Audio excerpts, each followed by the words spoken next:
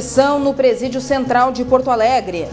A partir de agora, só serão aceitos no local os presos em flagrante e os com prisão preventiva ou temporária decretadas. Rebelião na região metropolitana. Após revista no Instituto Penal de Viamão, os apenados atearam fogo em um pavilhão. Guerra no Rio de Janeiro. Participação do Rio Grande do Sul das exportações brasileiras cai em relação a 2009. Por outro lado, dólar baixo favorece a compra de equipamentos para a indústria. Stella Farias também é confirmada no governo de Tarso Genro. 25 de novembro, o Ubra Notícias começa agora.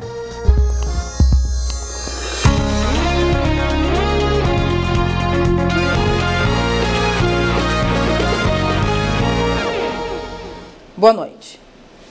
Apenados atearam fogo em um dos pavilhões do Instituto Penal de Viamão. Na hora do incêndio, 32 presos fugiram do local. A ação começou pouco depois que a Brigada Militar ter realizado uma inspeção para recolher armas e drogas.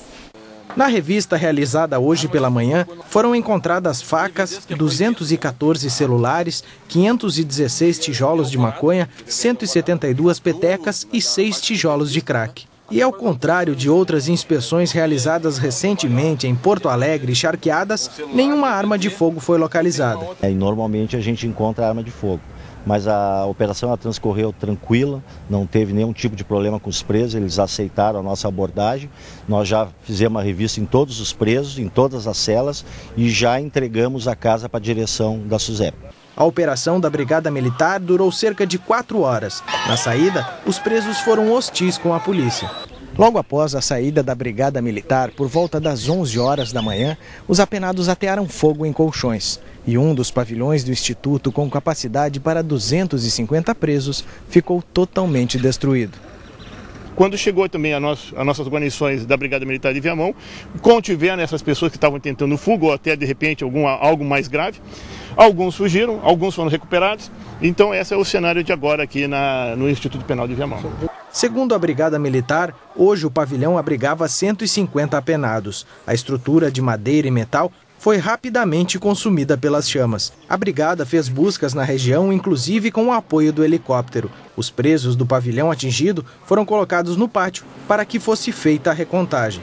Então agora, nosso objetivo com essa contagem é estabelecer, com a listagem daquele pavilhão, quantos não fugiram, quanto nós conseguimos conter, quanto nós recuperamos, sabemos, para identificar a quantidade e o nome dessas pessoas que estão em fuga. A Brigada Militar não sabe precisar se o motim foi criado para que os presos pudessem fugir ou apenas como resposta à revista realizada na manhã de hoje. No total, 596 presos cumpriam pena no Instituto Penal de Viamão. 13 homens foram recapturados. Eles e outros 60 detentos que cumprem pena na ala incendiada serão encaminhados para as penitenciárias de Jacuí e Charqueadas, onde devem permanecer por 30 dias até que seja decidido o novo destino dos presos. Uma decisão judicial restringe ainda mais o ingresso de detentos no Presídio Central de Porto Alegre. A norma da juíza da Vara de Execuções Criminais vale a partir de hoje e pretende diminuir o número de presos na penitenciária, que está interditada parcialmente desde outubro.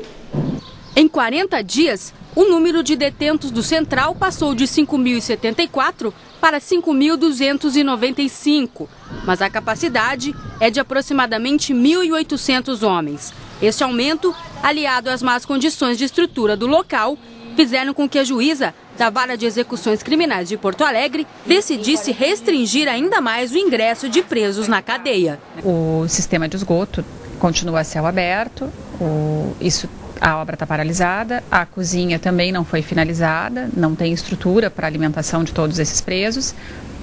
E, mais recentemente, o sistema de água do Presídio Central entrou em colapso a cada dia de calor.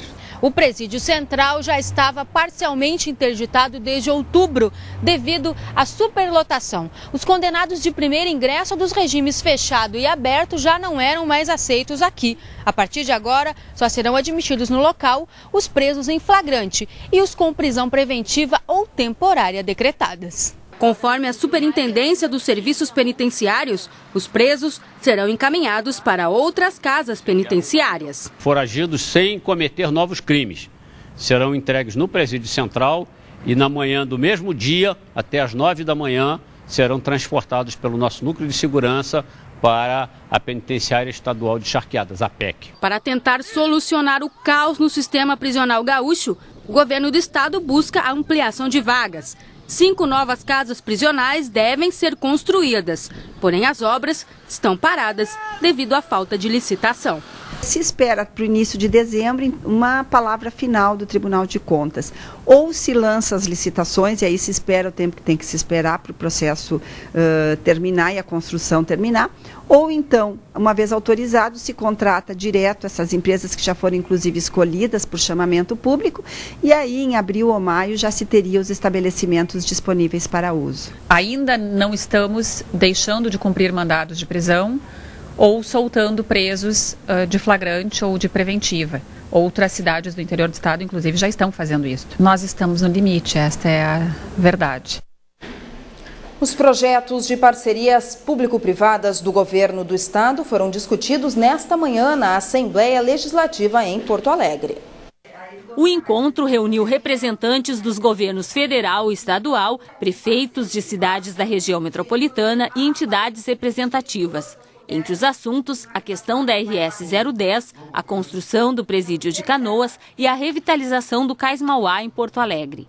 A área, com 3 quilômetros de extensão, que vai do gasômetro até a rodoviária, não é considerada pelo governo como PPP, mas sim como um arrendamento, já que pelo projeto deve gerar receita para os cofres públicos. A empresa deve ocupar a área para promover atividades de lazer e cultura. O estado vai arrecadar R$2,5 milhões de reais por ano com o aluguel do espaço. Quem vai gastar é o parceiro privado, né, em construir os restaurantes, os bares, o shopping, reformar o muro, acessibilidade, porque como é que vai chegar lá? A gente não pensa nisso. A licitação do presídio de Canoas já ocorreu e a assinatura do contrato está prevista para dezembro.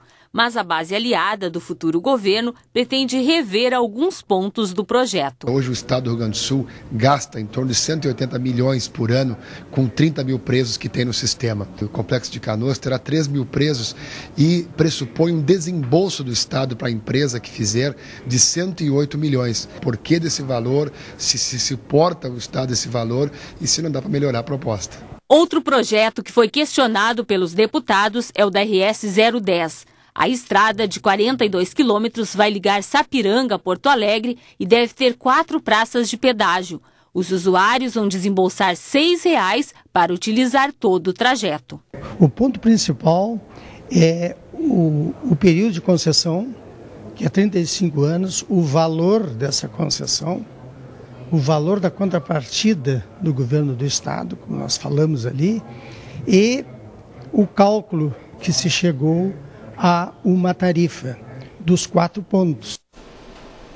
A deputada estadual e ex-prefeita de Alvorada pelo PT, Estela Farias, vai ser a secretária de Administração e Recursos Humanos do governo Tarso Genro. O governador eleito fez o anúncio hoje à tarde. Até o momento, 24 secretários foram confirmados para compor o governo do estado.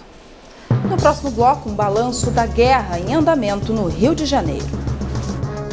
A empresa de ônibus Nortran, em Porto Alegre, oferece 60 vagas de emprego.